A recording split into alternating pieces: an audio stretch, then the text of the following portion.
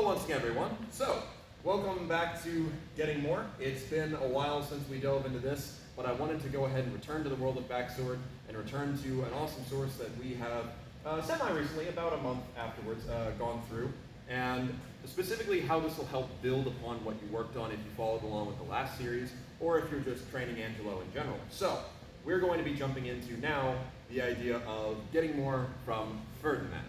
So who is Ferdinand?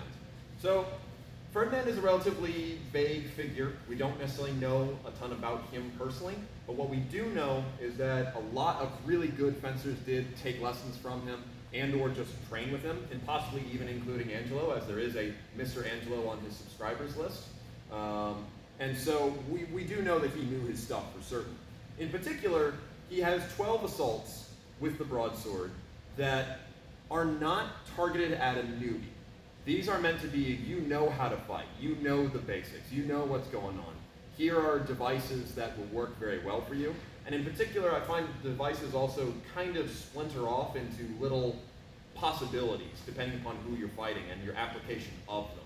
So I wanted to go through them, just for a little bit of fun. And joining me is going to be Eric. Today we're just going to be going over the first and second assault.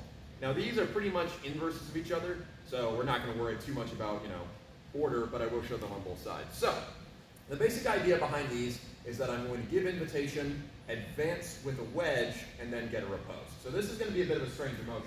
So for drilling this, we're going to go ahead and both start off in the medium guard, so we're not giving any particular stimulus. I'm then going to take the outside guard, which opens up my face for him with a one cut and a lunge. So, following this, however, as he lunges, I'm going to advance into his attack while at the same time creating an inside guard. Now here's the tricky part. Number one, advancing on your parries. Especially if you're following with Angelo, this is not something we do a whole lot, right? In this case, the trick is to think of it less like a parry and much more like you're just going from outside guard to inside guard. The reason I say this is because if I try to parry his sword while I move in, my arm ends up further back than it would if I'd just gone to the inside guard. And since I'm trying to apply a wedge in against him here, it is much better for me to just focus on in and just put that shape into his attack, thus giving myself a lot more wiggle room. So here's that again. I open up, I get my inside guard, and I'm nice and safe. Now, following this for our repose, I'm going to go ahead and turn and execute a two-cut by straightening my arm. Following this two-cut, I will then traverse with a fly out and return to guard. Now this part can be done fluidly, but I implore you to take your time and practice this in a more staccato rhythm. The reason I say that is because if you start moving your leg ahead of your arm, you're going to find that you miss a lot, and or you have to overextend to compensate for that.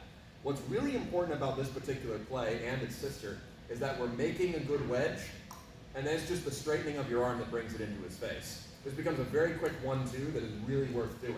So I'll just show that a couple times. So, open up, 1, 2. Nice and simple. Open up, 1, 2. Open up, 1, 2, right? Now, following my hit, I should leave, because I am leaving myself exposed. So what I do is after I make contact with his face, open, boom, hit, I'm going to move with my right foot to drag it out, then just to form a Molinet as I complete my traverse. This makes it nice and simple. You can then add a little bit of fluidity with them, start firing that right leg a tiny bit sooner, and they'll kind of start to look like this. So, open up, boom, through. Retreat a little early, I'll do that again. Where now they're just kind of working in conjunction.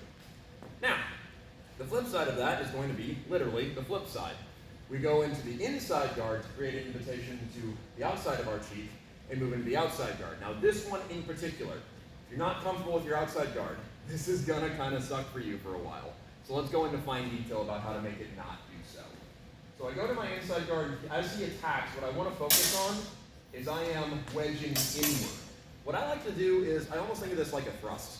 I'm not extending my thrust, but I am going forward so that all of my pressure is in my tip, and I'll negate his sword down. Because otherwise, my outside guard is going to end up so far over here that I really don't have a good opportunity because he's got a lot of tension in his blade.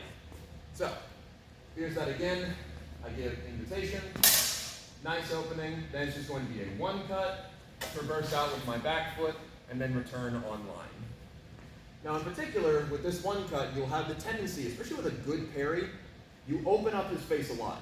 I implore you, do not throw 5 cuts, right? Not because it won't work, but because it's not going to lead to a very good withdrawal. So if I make that opening, wedge, and then throw this, now I'm really high, and I've got myself open the whole time. It's better for me to throw a 1 that's going to lock down his arm as part of it, right? Boom, 1. At the very least, I'm still safe right now if I don't move. And then I can leave from it. Faster, better cut angle, more secure. Throw your 1s, people. Now, like I said before, you practice it in the staccato way, where you get boom, boom, boom, boom, and then when you're more comfortable, you can start adding the finish, then you can start putting the finish as part of it. So, show that one more time, then I'll talk a little more as I throw my gear on. We'll go from there. So, invitation, boom, boom, boom, boom. Nice and straightforward, good repetitions. So, let us now talk about how we can employ this in a more simulative more realistic, outside the lab as you were. So for this, and the kind of drill that we're going to use as our through line for most of this particular course, is we're going to use a little bit of just simple mobility. So what will happen is Eric and I will be in the medium guard for the majority of this.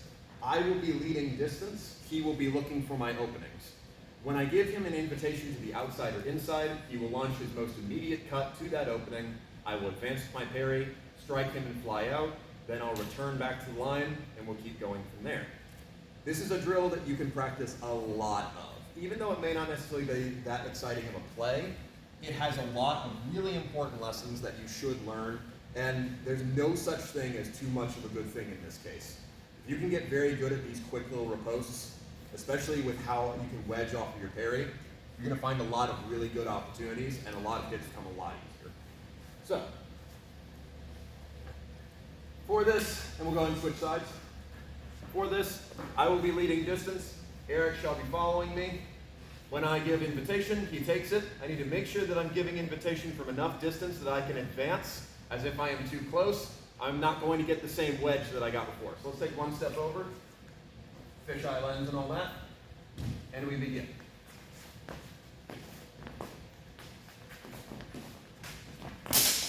I'm knocked out. Again.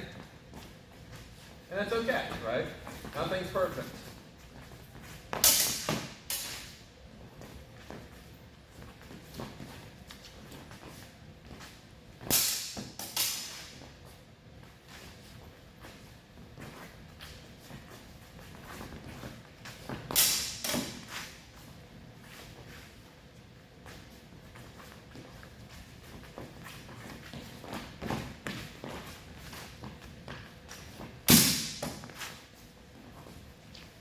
That's pretty much the basic idea. You can continue to do that for solid reps, change rolls, etc., and it gets you lots of good repetitions. The important thing, when I'm leading distance, I'm not just going, oh, when do I feel like doing it? I'm keeping an eye on what Eric's doing too. I want to try and catch him when he's in positions that are not ideal for him to lunge from, as the more time that he has to take to come at me, the better, right? That's not to say that Eric can't still practice as well. He's not just throwing attacks and getting hit in the face. I'm trying to upset his stance. I'm trying to upset his ability to time. His job is to stick to what he knows, do good advances, do good stances, and attack from his preferred range. So that way I have to still keep my mind on all the other stuff besides just doing the play. But otherwise, thank you very, very much, Eric. And thank you all very much for watching. Next time we'll be going over assaults number 3 and 4, which is where we get a lot of fun, a lot of leg cutting. And we'll just continue on from there. Thank you very, very much for watching. We'll go over some other techniques another time.